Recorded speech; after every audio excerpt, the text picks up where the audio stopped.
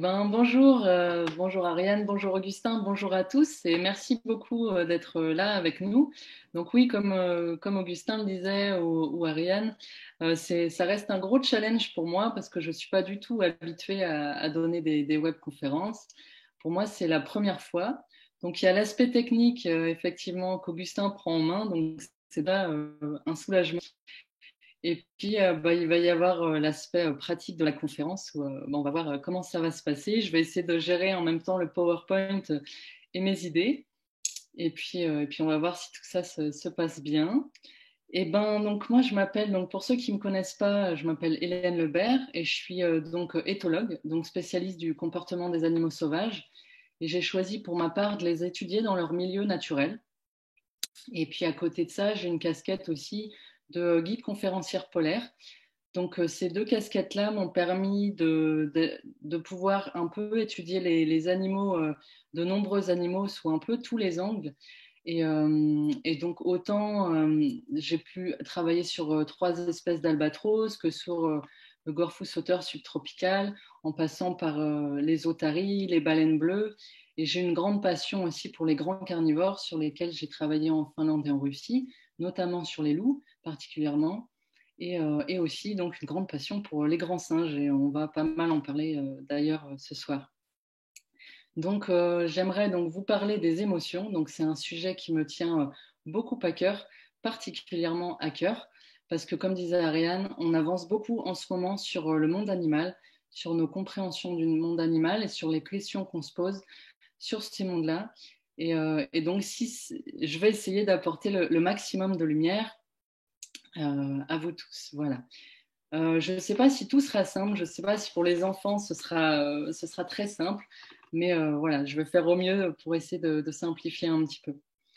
Donc, ce serait difficile de parler des émotions sans parler du propre de l'homme, parce que c'est donc le propre de l'homme, c'est un peu comme un caractère particulier que l'homme serait le seul à avoir. Et depuis la nuit des temps, l'homme essaye vraiment de trouver ce fameux caractère qui le séparerait des autres espèces animales. Donc, il s'est beaucoup posé de questions là-dessus et s'est demandé, du coup, si ça pouvait peut-être être la bipédie, par exemple. Ou alors, est-ce que c'était le langage? Est-ce que les hommes étaient les seuls à pouvoir dialoguer? Ou est-ce que c'était peut-être l'utilisation des outils? Ou encore la taille du cerveau? Ou le fait d'avoir même des mains? Il y a un moment, c'était un vrai questionnement. Aussi, le fait d'avoir le temps de gestation le plus long. Le fait d'avoir une histoire évolutive unique. Et là, j'en ai perdu un. Hop. Et ah oui, le fait d'avoir aussi des pratiques artistiques, on s'est posé cette question-là aussi, ou d'avoir une culture, ou encore d'être capable d'exprimer des émotions comme la joie, ou d'être capable de rigoler. Et donc, c'est tous ces questionnements au niveau du propre de l'homme. En fait, on a fait le constat à chaque fois a été quand même relativement rude et finalement, on a eu pour incidence que de remettre un petit peu l'homme à sa place et parce qu'il y a eu beaucoup de désillusions par rapport à ça. Et donc, ça remettait un peu l'homme avec son ego. On a pris un côté, à chaque fois, était un peu blessé dans son ego. En fait, on se rend compte que du coup, plus on essaye de comprendre, plus on essaye de s'ouvrir à des nouvelles choses, effectivement, plus la frontière entre homme et animal, on se rend compte qu'elle est finalement vraiment pas si facile que ça à définir. Donc je me suis posé la question à un moment de est-ce que les hommes préhistoriques se posaient déjà cette question-là? Est-ce qu'ils se demandaient, est-ce qu'ils les séparaient des autres animaux? Est-ce qu'ils se demandaient, est-ce qu'ils se sentaient supérieurs? Est-ce qu'il y avait cette notion-là de supériorité? Et est-ce qu'ils se sentaient si différents des autres animaux? Donc j'ai été un peu creusée chez les paléoanthropologues et en fait il s'est avéré que ce serait plutôt l'inverse que certains paléoanthropologues en fait ont trouvé que dans les dessins qui étaient donc notamment les peintures rupestres dans les grottes, en fait les animaux étaient dessinés avec énormément de précision, avec des couleurs, étaient beaucoup dans des proportions beaucoup plus grandes et les êtres humains à côté étaient dessinés beaucoup plus petits, avec beaucoup moins de détails et pas de couleurs. Et ils en ont déduit que en fait, les hommes préhistoriques, c'était plutôt l'inverse. Ils avaient plus une forme de respect et de vénération envers les autres êtres vivants et ceux qui étaient autour d'eux. Donc ça a été assez intéressant de trouver ça et en fait de comprendre à quel moment il y aurait eu ce changement de paradigme-là et que l'animal serait un petit peu descendu de son piédestal. Donc le grand changement, je pense, de paradigme, ça a été vraiment l'arrivée de la culture. Donc c'est-à-dire que donc avant, ils n'étaient pas sédentaires, donc c'est au moment de la sédentarisation donc, ils vont s'installer, c'est environ au moment du néolithique, le début du néolithique, vers 9000 environ avant Jésus-Christ. Pardon. Et du coup, ils se sont installés, les premiers hommes, ils ont commencé à avoir des cultures. Et donc, les animaux sont à ce moment-là devenus plus considérés comme des ennemis parce qu'ils pouvaient faire des dégâts, notamment sur les cultures. Et donc, ils sont vraiment descendus de leur piédestal et ont commencé à être vraiment combattus d'un côté. Et d'un autre côté, c'est aussi le temps des premières domestications. Et la première domestication, du coup, qu'il y a eu lieu, c'était pas la vache, le mouton ou la poule, comme c'est les animaux qui nous entourent le plus aujourd'hui, ou les chiens et les chats. La première domestication, ça a été le loup. Et donc, il y a eu en même temps l'avènement de ce paradigme-là qui a changé, où les animaux étaient moins respectés, et en même temps, il y a eu ces premières domestications. Puis ensuite, on va faire un peu un bond dans le temps et on va se retrouver chez les Grecs. Et ils se sont rendus compte qu'il y avait déjà en fait des débats très houleux entre certains philosophes, donc entre par exemple Aristote, Platon, Diogène. Donc là, on arrive à 400 environ avant Jésus-Christ. Donc il y avait des débats déjà très houleux sur le propre de l'homme et sur la cause animale. Et en fait, on se rend compte qu'il y a déjà des personnes qui se battaient, enfin, surtout des philosophes, hein, qui se battaient déjà pour leur cause. Et puis ce qui va un peu sonner le glas et faire descendre définitivement les animaux de leur piédestal, c'est le christianisme, donc qui est apparu vers les années 30 et qui va créer à son tour énormément de causes, de tort pardon, à la cause animale, car comme on le sait bien, il a posé justement l'homme en tant que roi de la création. Et ça a créé vraiment beaucoup de dégâts par rapport aux animaux. Et voilà, après, du coup, ce sera plutôt certains grands penseurs ensuite qui ont aussi enfoncé le clou, notamment comme Descartes, donc en 1600, qui décrit les animaux comme des machines, en fait, des automates, qui simplement répondraient à des stimuli de leur environnement. Il y a même un des adeptes de la pensée de Descartes qui avait pris une pelle et tapait sur un chien régulièrement. Et comme le chien criait, il disait que c'était un peu comme une horloge et qui donnait l'heure. Et ça, c'était vraiment très, très néfaste. Certains penseurs ont aussi été très néfastes. Il y en a eu, heureusement, qui contrebalançaient. Mais c'était encore au cœur des débats à ces moments-là. Et puis, les débats autour du propre de l'homme, depuis, ils n'ont toujours pas cessé. Et donc, je ne vais pas pouvoir revenir sur toutes les désillusions qui a entouré cette recherche, mais je vais quand même vous en raconter une qui me plaît bien, c'est l'utilisation des outils. Je n'avais pas lu grand-chose là-dessus quand je suis partie en Guinée-Conakry la première fois, donc c'est en Afrique de l'Ouest, c'était en 2009. Et donc, je partais dans le cadre d'un projet de réhabilitation de jeunes chimpanzés qui sont issus du braconnage. Et donc, il y a un jour où j'étais en brousse avec eux, c'était un groupe de jeunes qui avaient entre, on va dire, 6 et 8 ans. Et donc, je les amène et puis sur le chemin, on trouve, ils s'arrêtent au pied d'un immense arbre, donc, comme la plupart des arbres en forêt tropicale. Et cet arbre-là, il donnait des haricots qui faisaient vraiment cette taille-là, des énormes haricots. Et à l'intérieur de ces haricots, il y a des grosses fèves, un peu comme nous, on peut connaître les fèves, mais en vachement plus gros. Et du coup, ces chimpanzés-là, en fait, avaient envie de consommer ces fèves, savaient qu'à l'intérieur de ces haricots, il y avait quelque chose de sympa à manger. Et donc, mais par contre, donc c'est des jeunes, comme ils sont issus du braconnage, leurs parents ne leur ont pas spécialement appris. Donc là, j'ai vu donc certains qui essayaient d'ouvrir avec leurs dents. d'autres qui essayaient en fait, donc qui avaient déjà compris le principe de la pierre, donc qui prenaient une pierre et qui tapaient sur le haricot. Mais bon, forcément, le haricot ne faisait que s'enfoncer dans le sol, donc c'était pas non plus gagné. Et il y en a certains qui ont très rapidement compris le principe, comme on dit, du marteau et de l'enclume.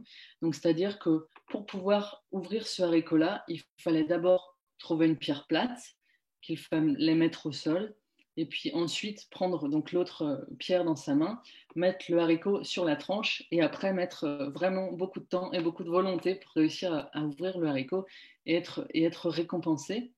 Donc là, ce qui était amusant, c'est qu'aucun n'avait forcément l'idée tout de suite, mais après, par mimétisme, en fait, chaque chimpanzé se mettait à essayer et arrivait plus ou moins à avoir plus ou moins de succès avec ça.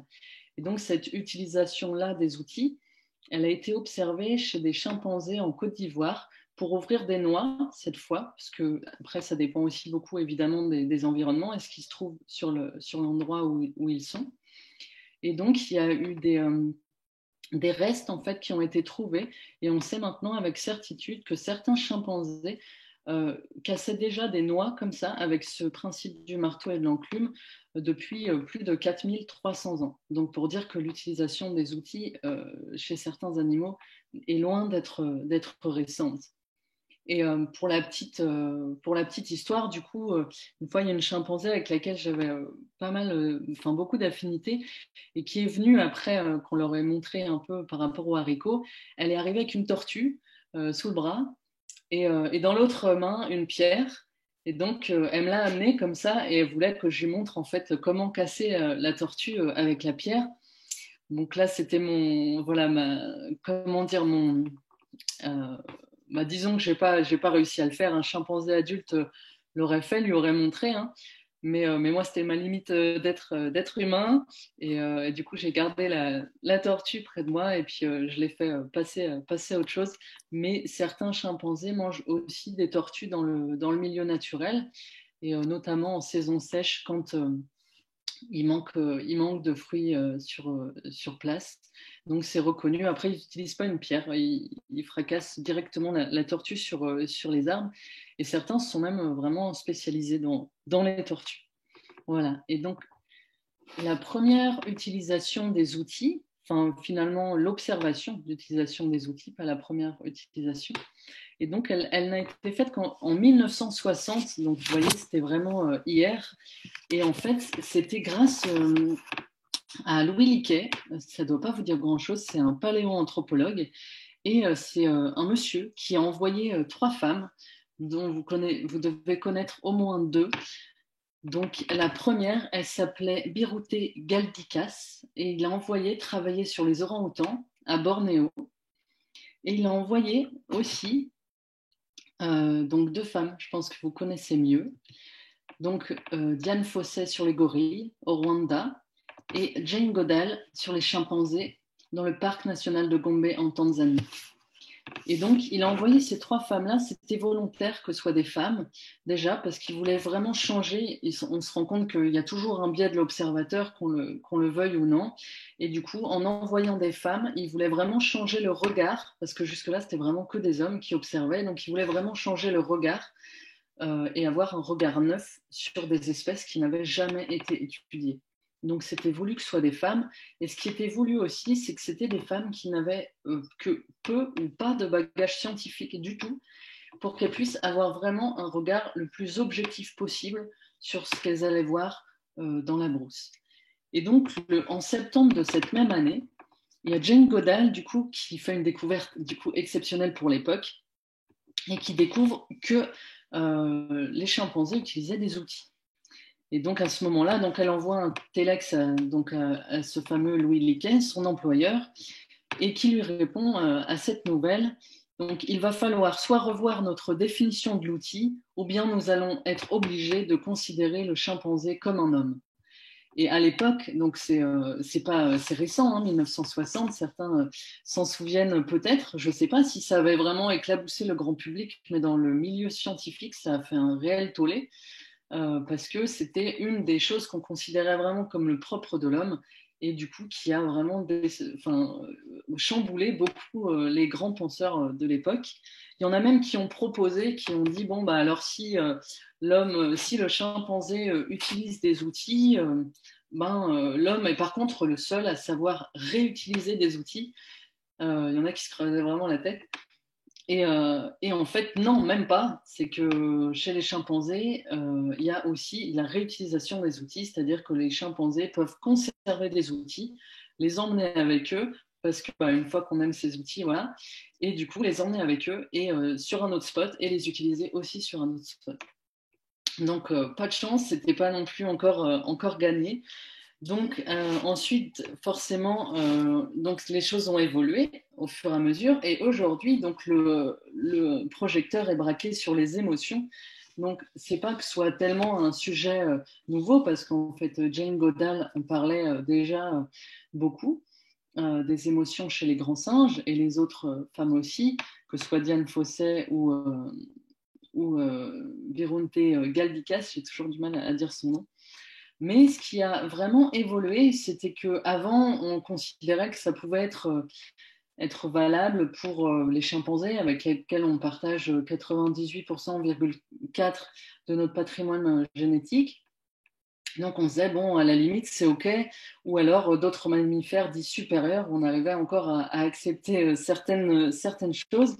Mais là, ce qui est assez récent, c'est que les chercheurs se sont rendus compte qu'en fait, on avait donc des structures cérébrales vraiment similaires aux autres et que c'était même le cas de tous les vertébrés. Donc tous les vertébrés, c'est-à-dire les poissons, les amphibiens, les reptiles, les oiseaux et les mammifères, dont nous faisons partie. Donc ils se sont rendus compte que tous les vertébrés étaient très homogènes sur le plan cérébral et qu'on avait tous, donc tous ces groupes-là, enfin tout ce groupe des vertébrés, le même système limbique, c'est-à-dire c'est le centre qui gère les émotions et l'empathie. Donc ça faisait vraiment, ça a fait aussi beaucoup avancer les choses. Et donc pour résumer, pour résumer, oui, concernant donc les 6 émotions de base, donc les 6 émotions de base, c'est la peur, donc la colère, la tristesse, la surprise, le dégoût et la joie. Donc, concernant ces 6 émotions de base, en fait, il n'y a pas de différence fondamentale physiologique entre un poisson, un oiseau et nous. Et effectivement, que ces animaux soient dits sauvages, d'élevage ou domestiques. Donc, on sait déjà aussi, d'ores et déjà, que tous les mammifères partagent la même vie émotionnelle que nous, donc de la plus petite souris à l'éléphant, en passant par les chats et les moutons. Et donc pourquoi? Donc ça peut paraître un peu étrange, mais en fait, il ne faut pas oublier qu'on a vraiment une histoire évolutive commune avec tous les êtres vivants, qu'on est issus des mêmes cellules à la base et qu'on a des êtres communs avec tous les êtres vivants. Et c'est pour ça que non seulement des structures cérébrales peuvent être communes, mais aussi certains comportements peuvent être similaires entre nous et les autres animaux, voire même les autres vertébrés. Et donc je voulais vous raconter une petite histoire par rapport à ça. Donc en 2006, je suis partie étudier les vautours dans les montagnes du Golan en Israël. Certains trouveraient que c'est vraiment une drôle d'idée. Et j'ai fait donc une observation qui m'a vraiment bouleversée. À cette époque, il y avait beaucoup de poussins qui mouraient dans les nids et on avait énormément de mal à l'expliquer. Et on ne comprenait pas pourquoi, on ne comprenait pas ce qui se passait. Et puis, d'un jour à l'autre, on arrivait et le nid était vide, le poussin n'était plus à l'intérieur et l'adulte non plus. Et donc, du coup, tous les jours, je partais donc, avec ma longue vue, donc dans les falaises, observer chaque nid donc, qui était répertorié et je regardais ce qui se passait dans chacun des nids. Et là, sur un des nids, j'ai vu du coup donc un adulte qui était juste à côté de son nid debout et qui en fait je voyais le poussin à l'intérieur et donc l'adulte qui essayait en fait de comme soulever en fait son poussin. Donc le vautour, donc je peux pas savoir si c'est un mâle ou une femelle puisqu'il n'y a pas de, comme on appelle, de dimorphisme sexuel, c'est-à-dire que c'est très difficile de savoir si c'est un mâle ou une femelle. Et si, en plus, chez la plupart des oiseaux, donc c'est autant la femelle que le mâle qui s'occupe en plus des oisillons.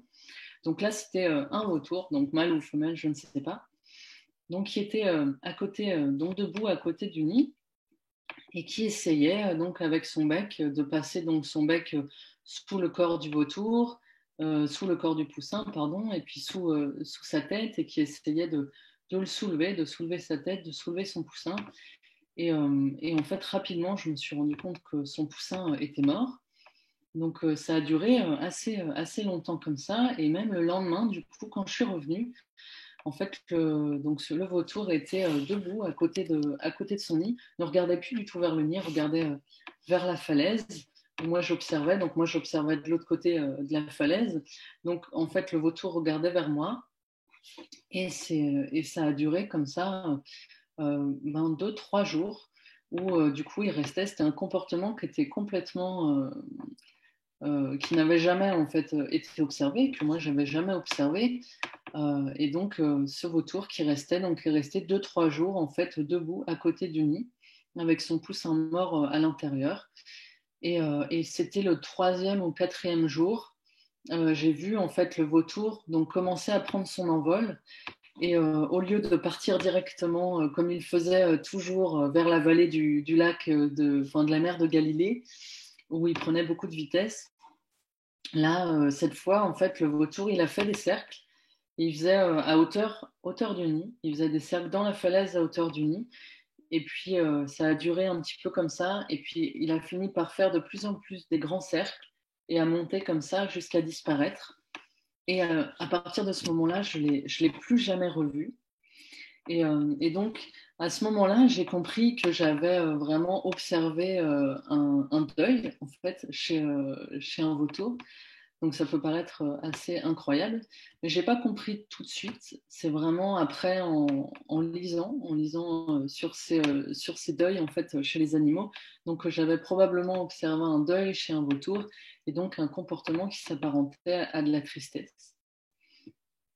Et c'est plusieurs années après, sur l'île d'Amsterdam, qui est dans les terres australes et antarctiques françaises, dans l'océan Indien, j'ai fait une observation similaire, cette fois sur une otarie qui avait perdu son jeune qui était mort-né, donc il avait encore le cordon ombilical, et il était à côté d'elle.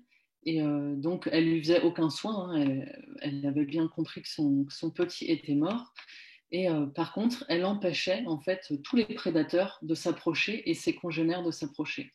Et il y a eu toute une période comme ça de deuil, qui est bien connue aussi chez certains chimpanzés, qui vont même jusqu'à attendre des fois que le bébé soit fossilisé et qui ont un deuil qui met vraiment du temps. Et donc j'avais observé ça aussi chez cette otarie, et donc ça m'a moins étonnée. Je revoyais un peu ce phénomène. Donc, c'est ce système limbique, enfin, cette découverte du système limbique qui a vraiment ouvert de nouvelles portes, en fait, concernant les émotions. Mais du coup, derrière, donc ça, c'est la partie un peu physiologique, mais derrière, c'est vrai qu'il y a toute la partie, donc, étude du comportement qui peut aider justement à percevoir ces émotions chez les autres animaux. Mais c'est évidemment pas facile parce qu'on est très loin de ressentir les mêmes choses. Et donc, c'est jamais évident. C'est vraiment avec le nombre d'heures, je dirais, sur le terrain, comme certains d'entre vous doivent connaître particulièrement bien leurs animaux domestiques, leurs chats, leurs chiens, et peuvent déceler forcément avec facilité en fait certaines émotions qui seraient absolument difficiles d'observer chez le chat du voisin ou chez le chien du voisin. En tout cas, pas forcément de la même manière, en tout cas pas tout de suite. C'est vraiment lié à une connaissance et à un vécu particulier. Donc, comme c'est vrai qu'aujourd'hui, plus personne ne doute qu'un chien que l'on abandonne est triste ou qu'il est vraiment joyeux en fait de vous revoir, ou qu'un chat a du plaisir quand il vient se blottir contre vous. Et puis, les émotions, elles ont une très grande importance dans l'histoire évolutive des êtres vivants. C'est vrai qu'il n'y a rien qui n'est laissé au hasard dans la nature. Et donc, toutes ces émotions-là ont une explication, ont une raison dans la nature. Et notamment, donc là, c'est 2 chimpanzés avec lesquels j'ai travaillé qui s'appellent Luna et Lobai. Et donc, ça m'a fait penser vraiment à ces émotions de partage à l'intérieur d'un groupe. C'est que l'émotion de la tristesse est à l'opposé celle de la joie chez les animaux sociaux. Donc elles sont aussi forcément beaucoup moins présentes chez les animaux qui ne sont pas des animaux sociaux. Et donc cette joie, par exemple, permet de s'intégrer en fait facilement au groupe. Et au contraire, et la tristesse permet aussi, d'une certaine manière, de rester connecté au groupe. On voit par exemple, bon, nous c'est les larmes chez nous, mais un phénomène de tristesse permet d'attirer l'attention et du coup d'attirer aussi l'empathie du groupe. Donc c'est deux émotions qui sont très importantes dans le milieu naturel. Ensuite, on a le dégoût. Pour moi, le dégoût, c'est un peu l'émotion numéro un, survie, l'atout survie numéro un. C'est que si les animaux n'étaient pas dégoûtés, si on n'était pas dégoûté, en fait, on aurait, au niveau de notre intégrité physique, on ne ferait pas très longtemps. Parce que c'est vrai que dans la nature, bah, il y a des plantes toxiques, il y a des champignons toxiques. S'il n'y a pas ce phénomène du dégoût qui éloigne de ce qui est nocif, en fait, il n'y aurait aucune chance de survie dans le milieu sauvage.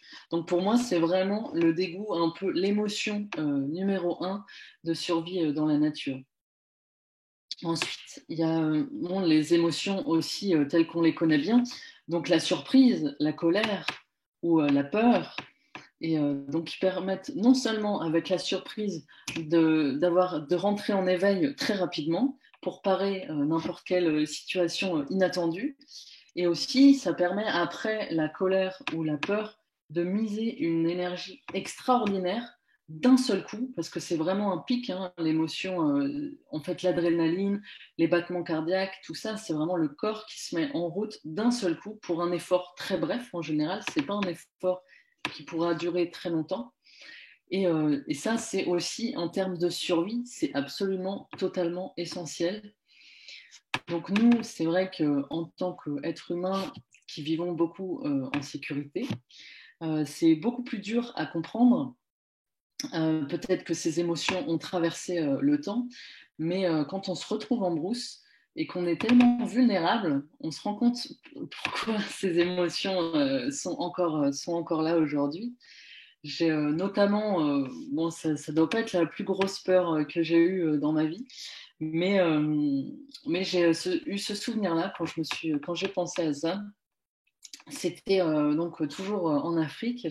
Et en Afrique, il y a des essaims d'abeilles qui migrent régulièrement et qui cherchent d'autres spots où s'installer. Et donc, surtout pendant la saison sèche, quand il y a un manque d'eau, elles sont vraiment très stressées et très agressives. Et souvent, en fait, on entendait même l'essaim. Et au moment où on entendait l'essaim, on retenait notre souffle de peur que l'essaim nous attaque. Et malheureusement, les chimpanzés n'aident pas parce qu'ils vont un peu titiller les abeilles parce qu'ils aiment le miel aussi. Donc, les ruches, enfin, les abeilles là-bas créent leurs ruches dans les arbres. Donc, les chimpanzés vont aussi un petit peu les déranger. Et donc, 2, 3 fois, j'ai eu la malchance donc, de me faire attaquer par un essaim d'abeilles.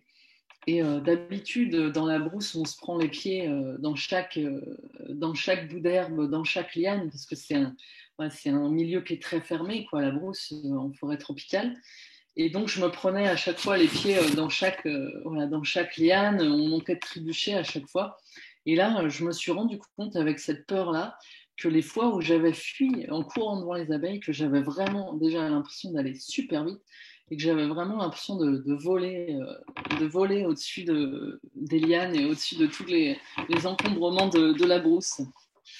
Et donc, c'était vraiment ce que vous avez dû ressentir dans des phénomènes de peur, c'est vraiment ce pic-là d'adrénaline et qui permet d'échapper ou de combattre même un danger immédiat. Donc, il y a vraiment deux parties un peu dans l'émotion. Il y a d'abord l'émotion, on va dire, cognitive, où là, c'est la tête qui fonctionne en disant, bah, là, il y a des abeilles, il va falloir que je parte en courant. Et après, il y a l'émotion, disons, somatique, donc c'est le corps, à ce moment-là, qui se met qui se met en action. Et tout ça est activé grâce au centre des émotions, donc grâce au système limbique. Donc les émotions, surtout comme la peur et la surprise, donc elles existent surtout pour faire face à des situations d'urgence. Comme on a vu, c'est vraiment un peu les émotions de base, comme avec le dégoût. Et après, la joie et la tristesse, qui sont plus des émotions mises en place au sein d'un groupe, dans les groupes d'animaux sociaux plutôt. Et il y a encore des émotions plus poussées, plus complexes. Vous allez voir l'énorme roue des émotions complexes. Donc, je vais pas toutes les lire. Donc ça, c'est assez particulier. Donc, il y a certains animaux aussi donc pas mal d'animaux même qui vivent des émotions comme nous assez complexes. On peut dire que on pourrait dire que c'est des émotions mixtes un peu qui pourraient être un mélange de deux émotions comme par exemple la honte qui pourrait être un mélange de la peur et de la colère, par exemple. Et donc, il y en a des nombreuses, hein, donc vous les avez toutes sous les yeux, des émotions plutôt négatives ou plutôt positives, l'empathie, la vulnérabilité, la convoitise, la rancune, l'amertume. Là, on a vraiment tout le panel des émotions. Et on se rend compte aussi qu'on est plus ou moins chacun, parce que les émotions donc, sont associées vraiment au tempérament, à la personnalité, à notre humeur, et aussi à notre disposition du moment et à notre motivation. Donc on se rend compte qu'on est plus ou moins touché par certaines émotions qu'on peut lire sur cette roue. Et c'est le cas de tous les individus. Personne ne ressent les mêmes émotions. Et en plus, elles sont profondément culturelles. C'est-à-dire qu'un Chinois et un Africain ne vont pas du tout ressentir les mêmes émotions, et comme un Japonais, un Américain, mais même aussi comme un homme et une femme, comme un parent et un enfant. Donc c'est vrai qu'on est vraiment très différents quant à notre manière d'avoir des émotions et aussi de les exprimer. Il n'y a pas vraiment de vérité objective d'une émotion. Toutes les émotions sont subjectives et c'est vraiment de l'ordre du vécu. On ne peut pas enlever à quelqu'un une émotion qu'il a, vu que c'est son propre vécu et ses propres mémoires, donc qui font qu'il a une émotion.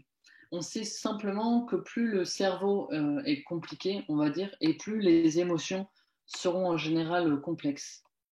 Mais malgré, donc on a des connaissances du coup qui restent quand même très limitées et qu'il faut rester du coup prudent et ouvert quant à savoir ce qu'on peut découvrir dans le futur, notamment par exemple par rapport au poulpe. Donc c'est un invertébré, c'est un mollusque, et donc on était persuadé jusque-là que forcément il ne ressentait pas d'émotion. Et on s'est pourtant rendu compte qu'il est capable de ressentir des émotions complexes. Alors là, les chercheurs sont complètement perdus parce qu'en fait, donc il n'a pas de système limbique et il ne devrait pas, entre guillemets, ressentir des émotions tout court. Donc c'est pour ça que je disais qu'il faut vraiment rester prudent quant à ce quant à ce qu'on croit savoir sur les animaux. Il y a encore beaucoup de choses à découvrir. Et par exemple, pour le poulpe, il a 3 cœurs et 9 cerveaux. Donc, pour nous, c'est tellement éloigné de nous que de toute façon, ça reste très compliqué d'étudier des animaux comme ça qui sont si éloignés de nous. Et je pense qu'il faut rester ouvert parce que beaucoup de choses vont nous apparaître aussi plus tard. Donc, après, j'ai vu dans le milieu naturel, il y a vraiment quelque chose qui m'a profondément marqué. C'était que on pouvait vraiment vivre des émotions communes, même avec les animaux sauvages, et que ça pouvait être un peu considéré comme une forme de communication ou de langage qui pourrait être observé à différents niveaux. Et j'ai notamment, là, c'était, oui, vécu une expérience en brousse. C'était donc avec un groupe de plus jeunes chimpanzés. Ils avaient entre 3 et 5 ans. Et en fait, donc, j'étais avec eux en brousse et c'était la dernière brousse. C'était en 2009. Je ne savais pas encore à l'époque que j'allais revenir. Et donc, je pensais vraiment que c'était la dernière fois que je voyais ce groupe. Donc, j'avais forcément énormément d'émotions. Et je m'étais dit, comme je sais qu'ils sont très sensibles aux émotions, que ça peut aussi bien déterminer si ça va bien se passer ou pas en brousse, je m'étais dit, bon, je vais essayer de rien leur montrer, de ne pas montrer mes émotions. Donc voilà, je voulais vraiment arriver comme ça, avec ça, pour pouvoir profiter au maximum. Et puis, ben, ça n'a pas très bien fonctionné, ça n'a pas fonctionné comme je voulais. C'est-à-dire qu'en fait, très rapidement, ils étaient assez proches de moi. Normalement, c'est vrai qu'une fois on arrivait en brousse, ils partaient tous de leur côté, ils montaient dans les arbres, tout ça. Et là, il y avait j'avais un chimpanzé accroché sur chaque jambe, et j'avais aussi le plus petit du groupe j'avais un sac à dos comme ça avec une lanière, et le plus petit des chimpanzés restait accroché comme ça à cette lanière, et il marchait debout à côté de moi. Et moi, j'avais vraiment l'impression que je n'avais rien transmis, que j'avais vraiment gardé cette émotion pour moi. Mais bon, évidemment, ça ne se passe pas vraiment comme ça. Et donc, je me suis à un moment, le plus petit donc, du groupe pleurait à côté de moi. Du coup, je me suis baissée pour lui donner un peu la rassurance, comme on fait pour le rassurer, comme on fait avec les chimpanzés. Et au moment où je me suis baissée pour faire ça, en fait, il s'est vraiment accroché à moi. Donc, il a passé ses bras autour de mon corps et ses jambes aussi. Et là, du coup, j'ai complètement craqué. Je me suis mise à genoux et je me suis mise à pleurer avec, euh, avec lui dans les bras. Et à ce moment-là, du coup, il s'est passé vraiment quelque chose d'assez incroyable. Il y a vraiment tout le groupe qui est arrivé autour de moi, qui a fait comme un petit cercle autour de moi. Ils se sont mis debout et ils se tenaient un peu comme ça, bras dessus, bras dessous. Et moi, je pleurais, j'avais toujours ce petit chimpanzé dans les bras. Et il y avait le dominant, qui m'essuyait les larmes avec ses doigts. Et là, je me suis vraiment rendu compte que l'émotion avec laquelle j'arrivais, donc c'était émotion en même temps de joie et de tristesse, c'était vraiment un mélange, en fait, avait été complètement partagée avec eux. Et ça faisait comme une forme de communication, en fait, avec eux qui me renvoyait. Et à ce moment-là, je me souviens aussi ça a duré plusieurs minutes, et d'avoir regardé le soigneur, donc le guinéen avec lequel je travaillais, et d'avoir relevé les yeux, et donc il pleurait lui aussi, et il m'a dit que c'était une des plus belles choses qu'il avait vues de toute sa vie, et ça a été un moment vraiment de communication et de partage en fait des émotions. Et là, je me suis rendu compte que c'était pas, ça pouvait être, les émotions pouvaient être séparées, comme on disait, mais elles pouvaient aussi rejoindre en fait même des espèces différentes, donc de l'homme au chimpanzé, on pouvait partager. Et c'est des choses aussi que j'ai pu vivre avec des loups, donc c'est pour dire que pour moi, c'était un peu comme un langage qui pourrait presque être universel. Et par rapport à ça, il y avait une autre chose aussi qui s'est passée en brousse. On travaillait avec des gardes de parc qui, la plupart du temps, avaient été des braconniers avant. Et donc, c'était ce garde-parc-là qui m'a raconté cette histoire. Il avait définitivement arrêté de braconner. Et donc, il m'a raconté une histoire quand une fois, ils étaient justement en train de tuer tout un groupe de chimpanzés. Donc, ce qui se fait la plupart du temps, c'est donc de tuer tout le groupe, de vendre les adultes en tant que viande de brousse, et ensuite de conserver les jeunes et de vendre les jeunes qui se vendent assez cher. Donc là, ces braconniers-là avaient en fait acculé une maman et son petit dans un arbre, et était prêt en fait à tuer cette maman et son petit. Donc le petit était collé à la mère, enfin peau à peau, le ventre contre le ventre. Et à ce moment-là, en fait, au moment où elle s'est sentie vraiment acculée, au moment où elle a senti vraiment qu'elle allait être tuée, elle a pris son bébé et elle l'a retourné et elle leur a montré. Et elle était en haut de cet arbre-là et les braconniers ont vraiment vu ça. Et quand il m'a raconté ça, ce braconnier, il était encore ému. Et il m'a dit, ce jour-là, j'ai eu l'impression que c'était pas un chimpanzé que j'allais tuer, c'était vraiment un homme. C'était une mère et son petit. Et c'était vraiment, j'ai eu l'impression dans cette histoire-là qu'il y a eu vraiment comme une communication aussi de l'émotion et que ce chimpanzé-là avait réussi ce challenge-là de leur partager sa tristesse et que les braconniers ont quand même, ils étaient plusieurs et que la plupart ont en fait vraiment baissé leur fusil et ne l'ont pas achevé. Et pour la plupart, c'était même vraiment complètement la fin du braconnage. Donc, il y a tous les animaux, et la plupart, et plus ils sont proches de nous, comme par exemple les chats, et ben les chats, ils ont vraiment une manière de s'exprimer. Donc là, c'était la maman et son petit. Et donc, euh, donc sur les chats, effectivement, donc les chats, ils ont une manière de s'exprimer donc entre eux, et ils ont de plus en plus une manière de s'exprimer avec nous. C'est-à-dire que dans la nature, tous les félins, ils ronronnent, donc tous les de la famille des félidés, donc c'est-à-dire par exemple le guépard dans la nature ronronne. Juste que la différence, c'est qu'un chat, on peut l'entendre jusqu'à 1 mètre, le guépard, on peut l'entendre jusqu'à 4 mètres. Mais sinon, du coup, ils ont de la même manière, ils expriment leurs émotions par le ronronnement, que ce soit donc dans leur espèce, donc que ce soit un chat ou un guépard. Et donc le chat utilise aussi ce ronronnement pour, disons, communiquer avec nous, donc nous communiquer son émotion. Mais ce qui est vraiment très intéressant, c'est que le miaulement donc, est par contre une vocalise qui est complètement, entre guillemets, nouvelle. C'est une vocalise qui est née avec, on va dire, je ne sais pas si je peux dire, le souhait de l'animal de communiquer en fait avec l'être humain. Et ça, c'est vraiment très intéressant, parce que quand j'étais dans les terres australes et antarctiques françaises, il y avait donc des chats qui étaient arrivés sur des bateaux, mais depuis du coup des années, des bateaux en bois, quand du coup ils étaient embarqués sur des bateaux pour manger les rats et les souris.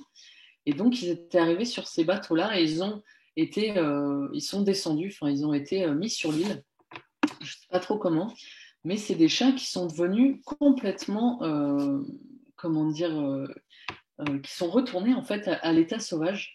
Et c'est des chats qui ne miaulent pas. Ils sont déjà très très difficiles à observer, hein, comme des chats sauvages. Et en plus, ils n'utilisent pas du tout le miaulement. Le miaulement, c'est vraiment une manière d'exprimer son émotion particulière du chat vers l'humain. Et donc, c'est pour ça que je disais qu'ils deviennent un peu bilingues, parce qu'ils ont d'une part donc leurs propres émotions et celles de leurs congénères de la même espèce à essayer de comprendre et de décrypter, mais il y a aussi du coup les nôtres que de la même manière, donc ils essayent de comprendre et de décrypter. Et c'est bon, après on essaye nous aussi de faire la même chose. Et donc, comme je disais aussi tout à l'heure, dès qu'on connaît bien son animal, en fait, on est beaucoup plus à même de vraiment être capable de percevoir ses émotions. Et ce n'est pas quelque chose qui est généralisable. On ne peut pas voir une émotion comme chez nous, en fait. On ne peut pas voir une émotion chez quelqu'un et généraliser pour quelqu'un d'autre, parce que chacun a vraiment son propre vécu. Et ce qui est très intéressant, c'est que ça dépend, on disait, du caractère et de la personnalité, en fait, de chaque individu. Et du coup, aujourd'hui, c'est ça qui aussi remet beaucoup de choses en question, c'est que si on est capable, du coup, de déjà se rendre compte qu'il y a des émotions dans quasiment tout le milieu, dans tout le monde animal, et qu'en plus, il s'agit vraiment que ce sont des personnalités, que chaque animal a sa propre personnalité et son propre caractère, ça devient très difficile de rester sur le statut juridique qu'ils ont aujourd'hui. Donc, il faut savoir que ça a changé quand même très récemment, mais que c'est simplement donc en 2015 que l'Assemblée nationale a voté enfin un projet de loi qui reconnaissait l'animal comme un être doué de sensibilité. Et donc, ça date simplement de 2015 et ça aurait pu être vraiment une bonne nouvelle. Mais en fait, ça a créé une véritable polémique. Donc, pour dire que, parce que cette loi-là, qui considérait donc l'animal comme un bien meuble, datait de 1804, datait de Napoléon. Donc, il était temps de réviser un petit peu la copie. Et en fait, donc cette loi-là de 2015 qui passait en fait de considérer l'animal comme un bien meuble à le considérer comme un être doué de sensibilité a vraiment créé une polémique et ça, c'est pas super rassurant pour la suite. Ça a montré à quel point les résistances étaient hyper fortes parce que même considérer un animal sensible, c'est pas non plus une nuance, comment dire, avancée. Ça s'accorde, c'est juste le fait de s'accorder sur le fait que l'animal a des sens. Donc, c'est pas non plus incroyable comme avancée. Cette seule mention de sensibilité de l'animal, en fait, qui est véhiculée là, par la législation française, conduit au contraire implicitement en fait, à dénier des processus mentaux et une forme de conscience aux animaux. Heureusement, à côté de ça, il y a des philosophes et des scientifiques qui ne s'appuient pas sur la seule sensibilité de l'animal pour justifier sa protection, mais on commence de plus en plus à parler de sentience animale. Et c'est Broom, c'est un philosophe anglo-saxon, qui par exemple propose que ce qui devrait nous motiver à protéger un animal dépasse les seules indications de souffrance, de détresse ou les émotions de peur ou d'anxiété, que les capacités d'apprentissage, la complexité de la vie et du comportement, le fonctionnement du cerveau, les indications de forme de conscience soient aussi à prendre en compte. Et du coup, il propose par là une approche d'un animal conçu comme un être sentient. Et ce nouveau terme de sentience, donc il fait couler beaucoup d'encre, hein, il a été accepté dans le Larousse qu'en 2020. Et c'est parce que derrière, il y a énormément d'enjeux qui se cachent derrière ce mot. Vous allez voir, c'est quand même assez important. Donc, sentience, c'est à la base un mot anglais qui jusque-là avait été traduit justement par le mot sensible, mais c'était un peu une mauvaise traduction parce que la sensibilité, comme je le disais plus haut, fait référence au sens et aux sensations. Et donc le terme sentience va beaucoup plus loin et évoque plutôt la capacité à ressentir, à éprouver des choses subjectivement et à se mémoriser ses propres actions. Donc prendre en compte des degrés de sentience qui seraient relatifs à chaque espèce animale offrirait à l'animal en fait un statut bien différent que celui d'être sensible. Donc ça pourrait être justement de se calquer un peu plus sur l'approche anglo-saxonne de la sentience qui invite à une vision beaucoup plus continuiste de l'homme et de l'animal. Donc on voit que les mentalités ont quand même si elles évoluent, on met quand même du temps à évoluer, mais c'est parce que derrière, forcément, attribuer des émotions et parler de sentience chez les animaux, ça remet en cause une grosse partie de notre mode de vie, puisque chaque année, on tue 65 milliards d'animaux et dont 140 millions pour la fourrure. Et ce qui vient majoritairement donc d'une suralimentation carnée, des habits, de la fourrure, des plumes, des loisirs comme la chasse, la corrida, les delphinariums, les cirques, ou encore les expérimentations et les tests sur les animaux pour les médicaments et les cosmétiques. Donc, je ne veux pas trop lancer de grands débats forcément sur ce qui est bon ou non de faire. Je pense que c'est à chacun de savoir où il en est avec ça et de voir ce qu'il peut changer personnellement. Mais c'est vrai que j'ai souvent l'impression qu'il y a une forme un peu de dissonance cognitive où d'un côté on est capable de voir un peu le chat comme l'enfant de la famille, on adore notre chien ou notre hamster, et que pendant ce temps-là, en fait, on a vraiment une alimentation qui fait qu'on remplit les abattoirs. Donc il y a comme une forme de distanciation et de déconscientisation entre le monde vivant du coup et la société actuelle. Et donc, en tant qu'être humain, il y en a beaucoup qui parlent d'un nouveau terme qui s'appelle l'humanimalisme, que je trouve joli. C'est comme un humanisme respectueux des animaux. Et de mon point de vue, c'est vrai que je pense qu'en tant qu'être humain, on aurait comme une forme de responsabilité plutôt envers les autres êtres vivants et donc également des devoirs et qu'on pourrait justement essayer de faire évoluer un petit peu les choses pour réussir à avoir peut-être être plus respectueux envers les autres, être vivant, plus empathique et aller peut-être du coup vers un monde qui soit un peu plus humain. Et puis donc je vais finir par vous partager une citation que j'aime beaucoup de Christian Bobin qui dit Nous devrions rendre grâce aux animaux pour leurs innocences fabuleuses et leur savoir-gré de poser sur nous la douceur de leurs yeux inquiets sans jamais nous condamner. Je vais finir là-dessus. Merci beaucoup de m'avoir écouté jusqu'au bout.